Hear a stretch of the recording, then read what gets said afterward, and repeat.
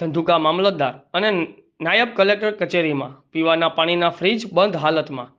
અમદાવાદ જિલ્લાના ધંધુકા શહેરમાં આવેલી મામલતદાર અને નાયબ કલેક્ટર કચેરીમાં અરજદારોની સુવિધા માટે મૂકવામાં આવેલ પીવાના પાણીના ફ્રીજ બંધ હાલતમાં જોવા મળી રહ્યા હતા, જેને લઈને લોકોમાં રોષ જોવા મળી રહ્યો છે.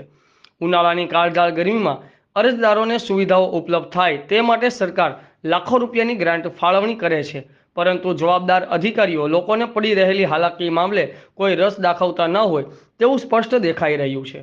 આ બંને સરકારી કચેરીઓમાં હાલમાં લોકો માટે બહારથી પાણીના જગ લાવીને પીવાના પાણીની વ્યવસ્થા કરવામાં આવે છે, પરંતુ છેલ્લા ઘણા સમયથી બંધ પડી ગયેલા ફ્રીજને કેમ રિપેરિંગ કરવામાં આવતું નથી તેવા અનેક સવાલો ઊભા થાય છે.